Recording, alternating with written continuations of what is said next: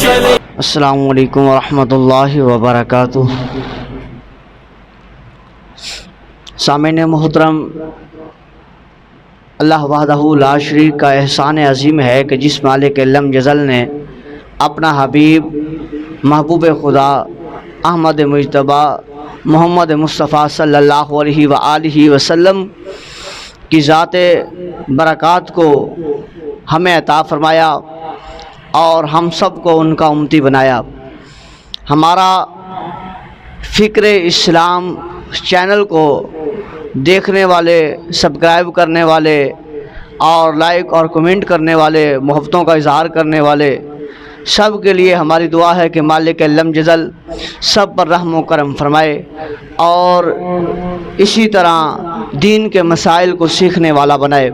اب آپ ذی وقار ہم نے گزشتہ ویڈیوز کے اندر وضو کے تمام معاملات رکھے تھے اور آج سے ہم جو ہے شروع کر رہے ہیں غسل کے بارے میں، کہ غسل کے بارے میں اللہ وحدہ لا شریک اپنی عظمت والی کتاب قرآن مجید فرقان حمید لا ریب بے عیب بے شکا کتاب میں کیا ارشاد فرماتا ہے۔ مالک لم یزل اپنی عظمت والی کتاب میں ارشاد فرماتا ہے وَإِن كُنتُمْ جُنُوبًا فَاتَّطَہَّرُوا۔ مالک لم یزل فرماتا ہے اگر تم جنوب یعنی ناپاک ہو تو خوب پاک ہو جاؤ، یعنی غسل کرو۔ اب آپ ذی وقار اللہ تعالیٰ نے حکم دیا ہے قرآن پاک کے اندر اگر تم ناپاک ہو تو کیا کرنا ہے؟ وضو نہیں بلکہ غسل کرنا ہے، پاکی اختیار کرنی ہے، پاکیزگی اختیار کرنی ہے۔ پاکیزگی اختیار کرنے کے بعد یکسوئی کے ساتھ اللہ وحدہ لا شریک کی عبادت کرنے آنا ہے۔ اگر پاکی اختیار نہیں کریں گے، غسل نہیں کریں گے تو پھر عبادت نہیں ہوگی، عبادت قابل قبول نہیں ہوگی۔ اب معلوم ہوا قرآن پاک کی اس آیت کریمہ سے کہ جس بندے پر غسل واجب ہو، غسل فرض ہو، وہ بندہ غسل کرے۔ اب ہم نے دیکھنا یہ ہے کہ غسل کس طرح کرنا ہے، اس کا طریقہ کار کیا ہے اور اس کے فرائض کیا ہے اور اس کے واجبات کیا ہیں، اس کے مستحبات کیا ہیں، اس کی سنتیں کیا ہیں۔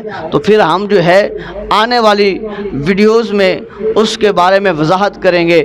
اللہ تبارک و تعالی ہم سب کو غسل کے فرائض کو سیکھنے والا بنائے، دین کے احکام کو سیکھنے والا بنائے۔ تو آپ سب سے درخواست ہے کہ اس ویڈیو کو دوسرے لوگوں تک پہنچائیں تاکہ وہ بھی غسل کے فرائض کو اور غسل کے طریقہ کار کو سمجھ سکیں، پاکیزگی اختیار کر سکیں، اللہ کے اس فرمان پر عمل کر سکیں کہ جس کے لیے مالک لم یزل نے فرمایا وَإِن كُنتُمْ جُنُوبًا فَاتَّطَہَّرُوا۔ اس آیت کریمہ پر ہر مسلمان مرد عورت، لڑکا لڑکی، جوان بوڑھا سب جو ہے اس پر عمل کر سکیں۔